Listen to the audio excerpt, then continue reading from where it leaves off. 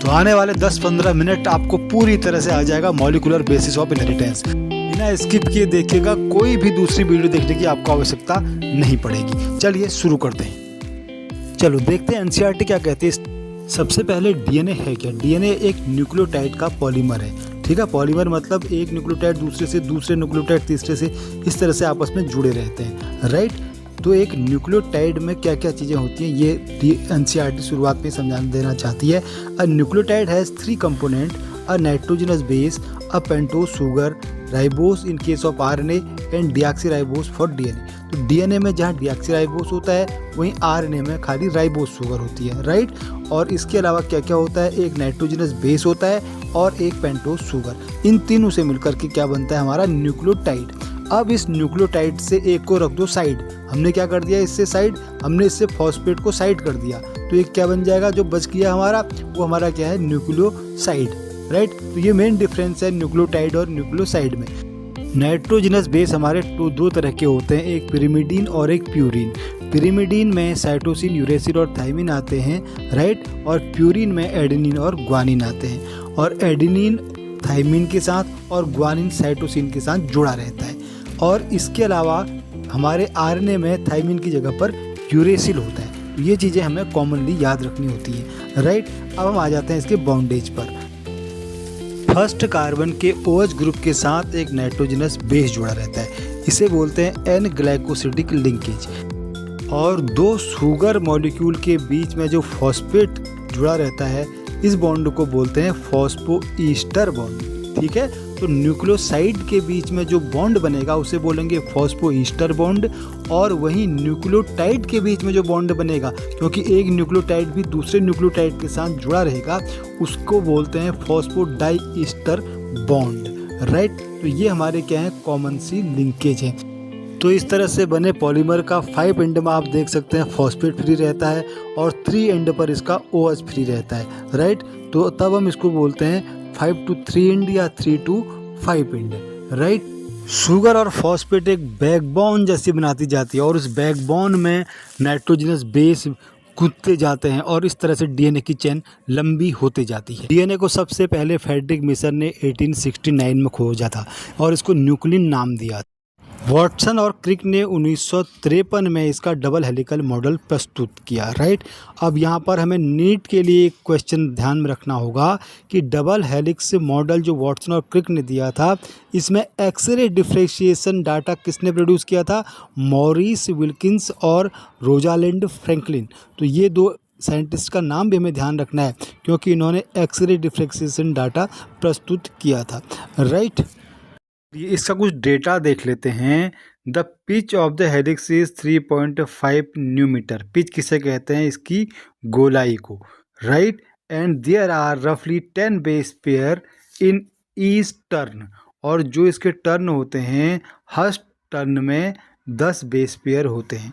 The plane of 1 base pair stacks over the other in double helix, right. तो एक दूसरे के ऊपर सुपर इम्पोज्ड रहते हैं, इनकी जो सिचुएशन होती है, राइट। तो ये आपका क्लियर हो गया है डीएनए का जितना भी आपके लिए इम्पोर्टेंट है क्लास 12 से मॉलिक्यूलर बेसिस ऑफ इनहेरिटेंस से। नेक्स्ट आते हैं packaging of DNA helix. DNA nucleosome का ही पॉलीमर है और एक न्यूक्लियोसोम में हिस्टोन प्रोटीन और डीएनए दोनों आपस में रैप्ड रहते हैं, राइट। हिस्टोन प्रोटीन बीच में और उसके चारों तरफ डीएनए रैप करके एक न्यूक्लियोसोम बनाता है और यह न्यूक्लियोसोम बार बार रिपीट होकर के डीएनए को कंस्टिट्यूट करता है, राइट। और इतना ही बता दूं कि एक typical nucleosome contain 200 base pair of DNA helix. तो एक न्यूक्लियोसोम में लगभग 200 बेस पेयर ऑफ डीएनए होते हैं, राइट। तो 200 बेस पेयर होते हैं एक न्यूक्लियोसोम में। ये फैक्ट हमें नीट के पॉइंट ऑफ व्यू से ध्यान रखना है, राइट। नेक्स्ट आते हैं the search for genetic material. यही हेरिडिटी मटेरियल है, ये कैसे सिद्ध हो, तो इसी संबंध में एनसीईआरटी में क्या दिया है, ट्रांसफॉर्मिंग प्रिंसिपल। तो ट्रांसफॉर्मिंग प्रिंसिपल किसने किया था, ग्रिफिथ ने किया था 1928 में। किसमें किया था, स्ट्रेप्टोकोकस न्यूमिनेई में। ये एक बैक्टीरिया है, इसके बैक्टीरिया की अलग अलग जातियों को स्ट्रेन कहते हैं। तो उन्होंने 2 स्ट्रेन लिए, एक R और एक S। S का मतलब है स्मूथ, यानी और ये नाम दिया गया है इसके बाहर एक कैप्सूल के कारण। वह कैप्सूल म्यूकस का बना होता है, पॉलीसैकेराइड का, राइट। जबकि दूसरा जो आर वाला था उसके बाहर कोई भी पॉलीसैकेराइड का कोट नहीं था। अब एस वाले के बाहर पॉलीसैकेराइड का कोट है, तो इससे इसको फ़ायदा होता है। इसको क्या फ़ायदा होता है कि इसको कोई भी एंजाइम या कोई भी इसको एंटी नहीं कर सकता, मतलब इसको मार नहीं सकता। तो ये जब माइस के अंदर गया होगा एस स्ट्रेन वाला, तो माइस का जो भी इम्यून सिस्टम था वो इसको नहीं मार पाया, लिहाजा माइस मर गया और यह बैक्टीरिया वहाँ सर्वाइव कर गया, राइट। और आर स्ट्रेन वाला कुछ भी नहीं कर पाया और माइस वहाँ जिंदा ही रहा, क्योंकि उसके बाहर कोई भी कोट नहीं था, राइट। अब इन्होंने चालाकी से क्या किया, इन्होंने एस को हीट किल्ड कर दिया और आर स्ट्रेन को लाइव रखा। जब इन दोनों को एक साथ मिक्स करके इन्होंने माउस को इंजेक्ट कर दिया तो माउस मर गया था, जिससे इनके माइंड में ये आ गया कि कोई ना कोई ऐसी चीज़ थी जो कि ट्रांसफॉर्म हुई है, जिसने पूरे का पूरा जो हीट किल्ड मेरा एस स्ट्रेन था उस स्ट्रेन को ट्रांसफॉर्म कर दिया जी। नेक्स्ट एनसीईआरटी की हेडिंग कहती है biochemical characteristics of transforming principle. तो जो भी ट्रांसफॉर्मिंग प्रिंसिपल है उसका बायोकेमिकल करेक्टरिस्टिक्स क्या था, वो प्रोटीन था या डीएनए था, राइट। तो पहले तो प्रोटीन माना जाता था, लेकिन जब ओसवाल्ड, एवेरी, कॉलन मैक्लियोड और मैकलिन मैककार्थी इन तीनों ने एक्सपेरिमेंट के द्वारा सिद्ध कर दिया कि डीएनए ही जो है हेरिडेटरी मटेरियल है, राइट। तो इन्होंने क्या किया, इन्होंने प्रोटीएज, आरएनएज, इस तरह के एंजाइम लिए जिनसे प्रोटीन खत्म हो जाता है, प्रोटीन को डाइजेस्ट कर देता है, आरएनए जो आरएनए को डाइजेस्ट कर देता है, राइट। उसी प्रकार डीएनए जो डीएनए को डाइजेस्ट कर देता है। तो इन्होंने सब पर प्रयोग करके तो ट्रांसफॉर्मेशन में कोई भी प्रॉब्लम नहीं आ रही थी, ट्रांसफॉर्मेशन हो ही रहा था। लेकिन जैसे ही डीएनए को इन्होंने डाइजेस्ट कर दिया डीएनए से, तो ट्रांसफॉर्मेशन नहीं हो पाया, जिससे क्लियर हो गया कि डीएनए ही हमारा हेरिडिटरी मटेरियल है। अगला एक बहुत सिंपल सा एक्सपेरिमेंट हर्शे और चेस का है। तो हर्शे और चेस ने भी वही प्रयोग किया कि प्रोटीन और डीएनए दोनों में से कौन हमारा हेरिडिटरी मटेरियल है, राइट। तो इन्होंने क्या किया, इन्होंने प्रोटीन में क्या होता है हमारा सल्फर होता है, हमें पता है।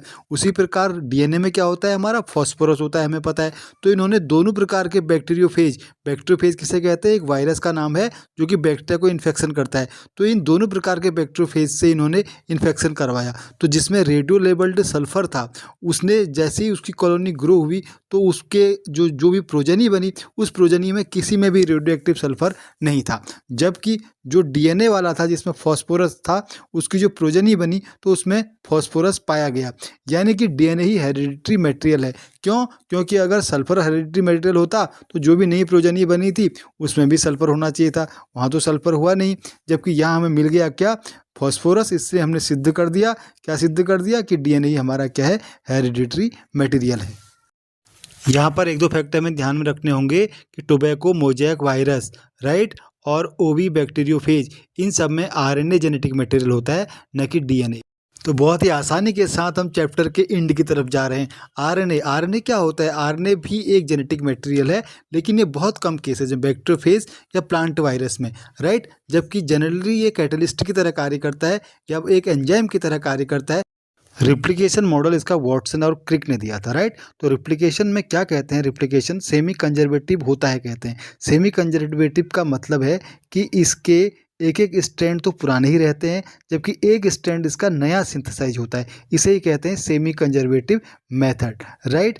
मैथ्यू मेल्सन और फ्रैंकिल स्टाल्क ने इस पर एक एक्सपेरिमेंट किया। उन्होंने क्या किया था, उन्होंने इस डीएनए डबल हेलिक्स को ग्रो कराया nitrogen labelled, heavy nitrogen labelled और लाइट नाइट्रोजन लेबल्ड मीडियम में। हैवी में N15 होता है और लाइट में N14 होता है। तो जब इनका एक्सपेरिमेंट कंप्लीट हुआ तो लास्ट में पाया गया कि एक तो पुराना ही था स्ट्रैंड और दूसरा स्ट्रैंड नया सिंथेसाइज हुआ है, जिससे ये प्रूव हो गया कि जेनेटिक मटेरियल जो भी हमारा है वह सेमी कंजर्वेटिव है, यानी कि एक नया और एक पुराना strand. Next the machinery and the enzyme, यानी कि कौन कौन से एंजाइम इन्वॉल्व होते हैं इस पूरे रिप्लिकेशन में। तो कौन कौन से एंजाइम इन्वॉल्व होते हैं ध्यान रखना है। 3 एंजाइम का ध्यान रखो इनफ। डीएनए पॉलीमरेज रिएक्शन कराता है, यानी कि उसको चेन को आगे को बढ़ाएगा। डीएनए हेलिकेज दोनों के हेलिक्स को तोड़ेगा, जो जो द्विकुंडलित हो जाती है। जैसे कोई रस्सी है, एक रस्सी को अगर हम खोलते हैं तो क्या करना पड़ता है, हमें उसको खोलना पड़ता है, उसको ढीला करना पड़ता है, तभी तो रस्सी खुलेगी। तो ढीला करने के लिए हम हेलिकेज नामक एंजाइम का यूज करते हैं, राइट। और उसको पॉलीमराइज करने के लिए डीएनए पॉलीमरेज का यूज करते हैं, राइट। अब जो जो भी हमारे डीएनए का स्ट्रैंड बन रहे हैं, डीएनए का स्ट्रैंड दोनों में एक साथ नहीं बनते, एक स्ट्रैंड में तो सीधे सीधे बनते जाते हैं, जबकि दूसरे स्ट्रैंड में छोटे छोटे फ्रेगमेंट के रूप में ये सिंथेसाइज होता है, राइट। तो जो छोटे छोटे फ्रेगमेंट होते हैं उन्हें हम बोलते हैं ओकाजाकी फ्रेगमेंट, राइट। इसे बोलते हैं डिसकंटिन्यूअस सिंथेसिस। और दूसरी तो हमारी कंटिन्यूअस सिंथेसिस है ही, उसे हम लैग स्ट्रैंड बोलते हैं, जबकि दूसरी तरफ जो डिसकंटिन्यूअस हो रहा है उसे लैगिंग स्ट्रैंड बोलते हैं, ठीक है। तो अब इन दोनों का जो भी पॉलीमराइजेशन होगा वो किसके द्वारा हो रहा है, डीएनए पॉलीमरेज के द्वारा। अब जो डिसकंटिन्यूअस सिंथेसिस हुई है, ओकाजाकी फ्रेगमेंट हैं, इन फ्रेगमेंट को जोड़ने के लिए लाइगेज आता है। तो ये 2-3 एंजाइमों का नाम हमें ध्यान में रखना है। रिप्लिकेशन प्रोसेस बहुत फास्ट और एक्यूरेट होता है, राइट। इशर्सिया कोलाई में 4.6 × 10⁶ बेस पेयर पाए जाते हैं, राइट। और 18 मिनट लेता है पूरा रिप्लिकेशन करने में, राइट। ये फैक्ट भी हमें ध्यान में रखना है। कितनी स्पीड से होता है ये आप ऐसी आइडिया लगा सकते हैं, 2000 बेस पेयर पर सेकंड, बहुत स्पीड से होता है सारे का सारा काम, राइट। तो जो भी रिप्लिकेशन बनता है वहाँ पर रिप्लिकेशन फॉर्क बनती है, राइट, क्योंकि एक हमारा ओरिजिनल स्टैंड है और एक उसमें नया सिंथेसाइज हो रहा है। ट्रांसक्रिप्शन और ट्रांसलेशन 2 इंपॉर्टेंट प्रोसेस हैं। ट्रांसक्रिप्शन का मतलब हमारे डीएनए से मैसेंजर आरएनए का बनना, राइट, इसे बोलते हैं ट्रांसक्रिप्शन। तो मैसेंजर आरएनए हमेशा सिंगल स्ट्रैंडेड होता है, ओके। और जो हमारा डीएनए का स्ट्रैंड होता है वो डबल स्ट्रैंडेड होता है। अब इस डबल स्ट्रैंडेड डीएनए में भी दोनों स्ट्रैंड में एक को कोडिंग स्ट्रैंड कहते हैं, एक को टेम्पलेट स्ट्रैंड कहते हैं। जो टेम्पलेट स्ट्रैंड होता है एक्चुअली मैसेंजर आरएनए वहीं से बनता है, कोडिंग स्ट्रैंड के जैसा होता है, लेकिन कोडिंग स्ट्रैंड का कोई अपना काम नहीं होता है, काम केवल टेम्पलेट वाले का होता है। टेम्पलेट से ही कोडिंग होती है, राइट, कोडिंग होकर के मैसेंजर आरएनए बनता है, राइट। और यह मैसेंजर आरएनए पहले न्यूक्लियस के अंदर ही रहता है, न्यूक्लियस से बाहर नहीं आता है, राइट। न्यूक्लियस के अंदर इसे HNRNA कहते हैं, हेटेरोन्यूक्लियर आरएनए, राइट, क्योंकि ये पैकेज्ड नहीं हुआ रहता है। अब इसमें पैकेजिंग के लिए इसमें टेलिंग और कैपिंग होती है, कुछ इसमें केमिकल एडेनाइल का टेलिंग होती है और मिथाइल की इसमें कैपिंग होती है। तो जब कैपिंग और टेलिंग हो जाती है तब जाके प्रोसेस होकर के यह न्यूक्लियस से बाहर साइटोप्लाज्म में आ जाता है, पैकेज होकर के, तब उसे बोलते हैं मैसेंजर आरएनए, जब वो पैकेज होकर के बाहर आता है साइटोप्लाज्म। सिंपल है, समझ में आपकी आ चुका है, अंडरस्टैंडिंग आपकी बन चुकी है। अगर आप डिटेल जानना चाहते हैं तब मैं आपसे कह रहा हूँ कि दूसरी वीडियो इसी चैनल में आप देख सकते हैं। गैमो, इन्होंने 20 एमिनो एसिड के लिए हमारे नाइट्रोजनस बेस पेयर ट्रिपलेट में होते हैं ये बताया था, यानी कि 3 नाइट्रोजनस बेस पेयर का समूह किसी एक प्रोटीन के लिए कोड करता है।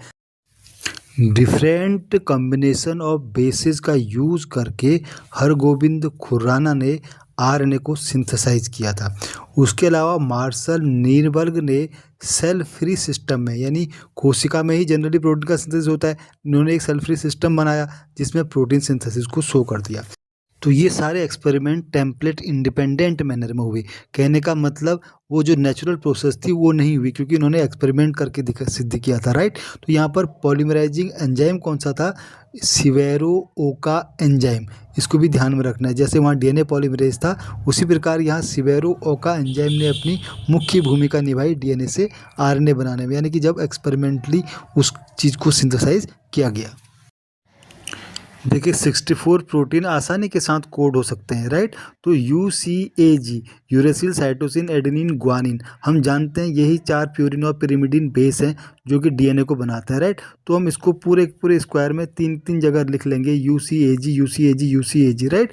तो अब एक को कंप्लीट करने के लिए हमें एक इस स्टेप पर UCAG कंप्लीट लिखना है, और यहाँ से हम धीरे धीरे 1 बाय 1 करके सारे के सारे एमिनो एसिड को यहाँ पर ड्रॉ कर सकते हैं, राइट। तो ये फिगर हमें याद रह जाएगी ताकि फ्यूचर में हमारे ये काम आए। तो अभी से हम इसको कंफर्म अपने माइंड में इसका मैप बना के चलें। AUG हमारा स्टार्टर कोडोन है, राइट। तो जहाँ पर AUG क्रम मिलता है वहीं से प्रोटीन बनना शुरू हो जाता है, प्रोटीन सिंथेसिस की क्रिया शुरू होती है। और जब सारी प्रोटीन सिंथेसिस कंप्लीट हो जाता है तो UAA, UAG और UGA इस कोड पर मैसेंजर आरएनए और ट्रांसफर आरएनए का मिलन होता है, जहाँ से हमारा प्रोटीन सिंथेसिस टर्मिनेट हो जाती है, राइट। तो इन तीनों को स्टॉप कोडॉन कहते हैं, राइट। इसके अलावा कोड डिजेनरेट है, कोड यूनिवर्सल है। डिजेनरेट मीन्स एक से अधिक कोड भी एक प्रोटीन का निर्माण कर सकते हैं, और ट्रिपलेट है, राइट। तो 61 कोड हो गए, 3 हमारे स्टॉप। ये हो गई है कंप्लीट समरी। चलिए एक इंटरेस्टिंग सी एक्सरसाइज देखते हैं। हमारे पास ट्रिपलेट है AUG, UUU, UUC, UUC, triple U, UUC।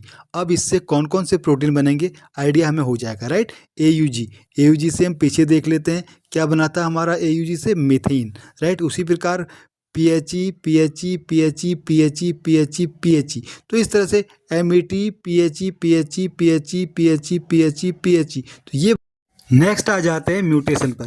Loss और gain of a gene is called mutation actually, right. इसका पॉइंट म्यूटेशन यानी कि जीन म्यूटेशन का एग्जांपल है हमारा सिकल सेल एनीमिया।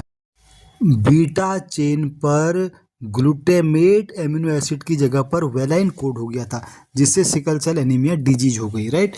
अब इसके बाद आ जाते हैं इसके डिलीशन और इंसर्शन पर, क्योंकि कोई भी म्यूटेशन अगर होता है वो डिलीशन या इंसर्शन से होता है, राइट। फॉर एग्जांपल हमारी NCERT कहती है राम हैज़ रेड कैप।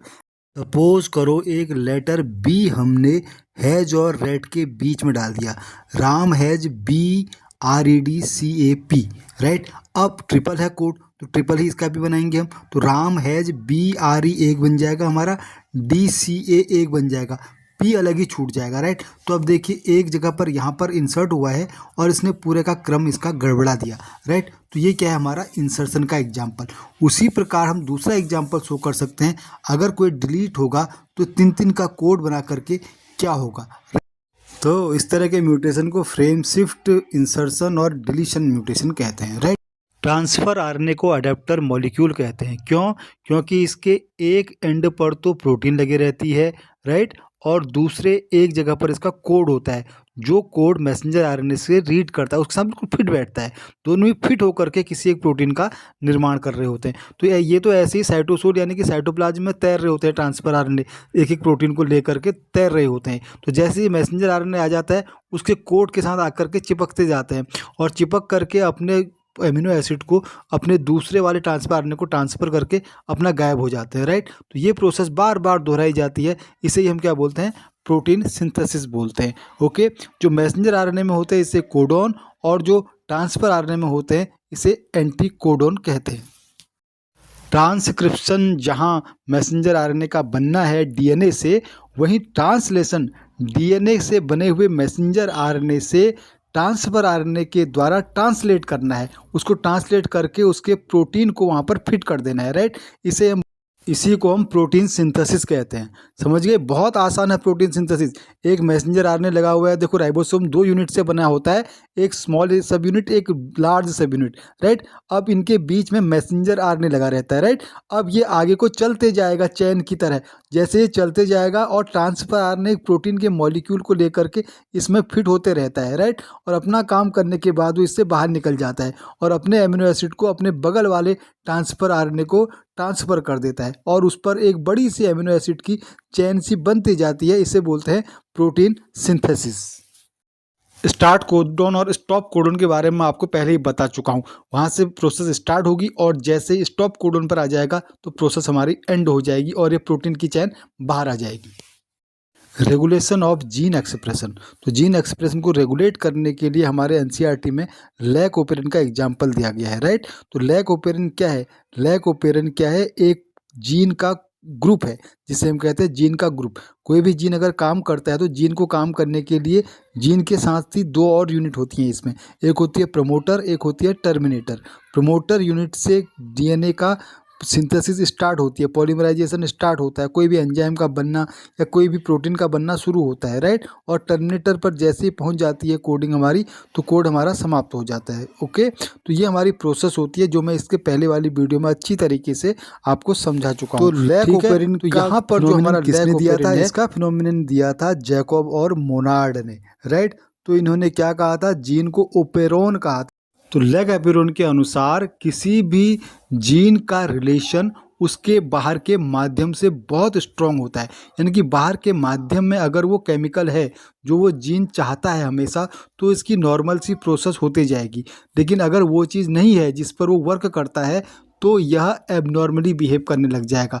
यानी कि वही मैसेंजर आरएनए जो कि इंड्यूसर की तरह कार्य कर सकता है, वही मैसेंजर आरएनए रिप्रेसर की तरह कार्य कर सकता है, राइट। इसको इन्होंने आई नाम दिया था, जैकब एंड मोनार्ड ने, राइट। तो आई को एक्चुअली रिप्रेसर कहा गया है, लेकिन वह इंड्यूसर बन जाता है जब मीडियम में वो चीज़ उपस्थित होती है। जैसे यहाँ पर उदाहरण के लिए इन्होंने बीटा गैलेक्टोसाइडेज का उदाहरण दिया।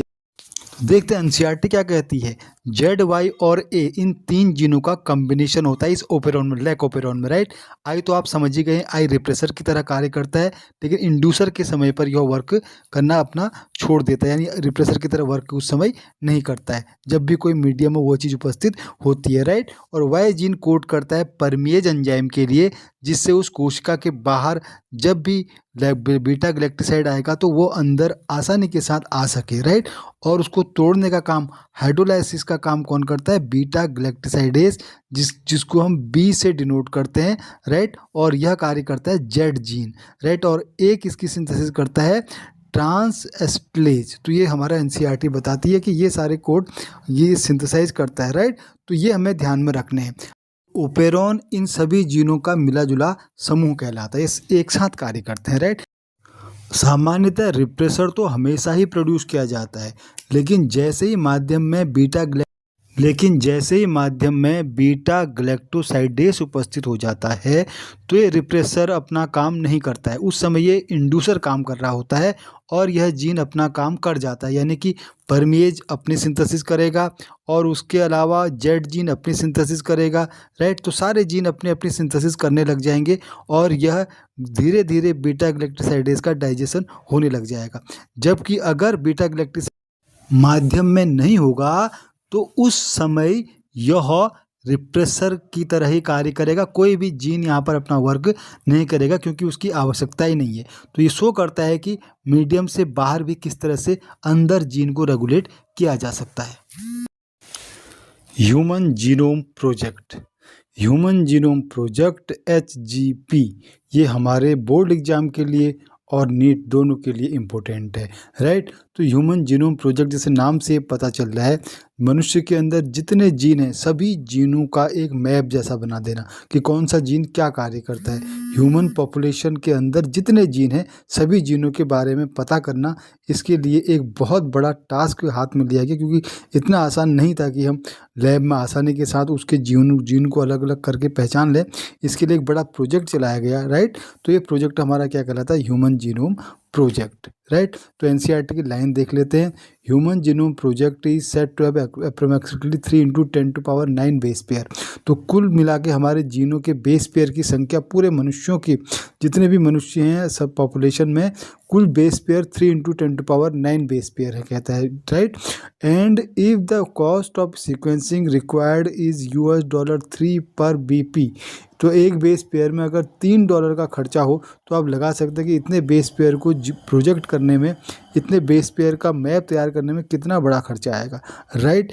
तो इन सब के लिए एक डेटा एनसीईआरटी दी है कि अगर 1000 लेटर्स एक पेज में आए और कुछ 1000 पेज एक बुक में हो, तो इस तरह की 33,000 बुक्स लगेंगी। अब आप अनुमान लगा सकते हो कि कितने ज़्यादा बेस पेयर और कितना ज़्यादा एक्सप्लेनेशन चाहिए, राइट। तो इन सबको करने के लिए ह्यूमन जीनोम प्रोजेक्ट हाथ में लिया गया। तो ये 1990 से प्रारंभ हुआ और कुल 13 साल का प्रोजेक्ट था, यानी कि 2003 तक इसने अपना कंप्लीट वर्क देना था, राइट। तो वेलकम ट्रस्ट UK यह कंपनी थी जिसने ये इनिशिएट किया था। इसके अलावा चाइना, जापान, फ्रांस, जर्मनी, इन सब ने इसको सहयोग किया, राइट। तो अब इन सब ने अभी तक क्या कुछ कर लिया, इसकी रिपोर्ट क्या है, इसका क्या लक्ष्य था, इसका लक्ष्य क्या क्या था? आइडेंटिफाई ऑल द अप्रोक्सीमेटली 20,000 से 25,000 जीन जो भी ह्यूमन DNA में पाए जाते हैं, उन सब का पता लगाना, 20,000 से 25,000 जीनों का पता लगाना। Determine the sequence of the 3 billion chemical base pair that make up human DNA। तो DNA से जो मैसेंजर RNA के रूप में व्यक्त किए जाते हैं उसे एक्सप्रेस्ड सीक्वेंस टैग बोलते हैं। इसके अलावा बाकी जो मैसेंजर RNA को कोड नहीं करता है उसे हम बोलते हैं सीक्वेंस एनोटेशन, राइट। तो इन दोनों ही कोडों को पता लगाया गया कि कौन सा कोड क्या कोड कर रहा है, राइट। तो इन सब के लिए BAC बैक्टीरियल आर्टिफिशियल क्रोमोजोम और YAC यीस्ट आर्टिफिशियल क्रोमोजोम लिए गए, राइट। तो इन सारे क्रोमोजोम को हमने क्लोनिंग के तौर पर तैयार किया, यानी इन क्रोमोजोम में हमने ह्यूमन जीनोम का अध्ययन सीक्वेंसिंग मेथड अप्लाई की जाती है, राइट, जिसके द्वारा हम एक एक एमिनो एसिड या एक एक जीन का सीक्वेंस ज्ञात कर सकते हैं। नेक्स्ट आ जाते हैं DNA फिंगरप्रिंटिंग। अरे भाई साहब, किसी ने किसी का मर्डर कर दिया और किसी को पता ही नहीं चल रहा है कि मेरा पिता कौन है, असली पिता कौन है, मुजरिम का असली पिता कौन है, या किसी अवैध बालक का असली पिता कौन है, असली माँ कौन है। ये सब ज्ञात करने के लिए हम DNA फिंगरप्रिंटिंग का यूज करते हैं। तो DNA एक एग्जैक्ट कॉपी बता देती है कि हाँ यह यही व्यक्ति है। अब ह्यूमन जीनोम में सभी DNA तो समान नहीं होते हैं, कुछ एक DNA के भाग ऐसे होते हैं जो कि असमान होते हैं, राइट। लगभग 99.9% DNA तो समान होते हैं, लेकिन कुछ एक भाग ऐसे होते हैं जो कि सब में अलग अलग होते हैं, जो उसकी पहचान बनाते हैं। यही तो विधाता का खेल है। विधाता ने हर व्यक्ति को एक विशेष बनाया, तभी तो हम कहते हैं कि हर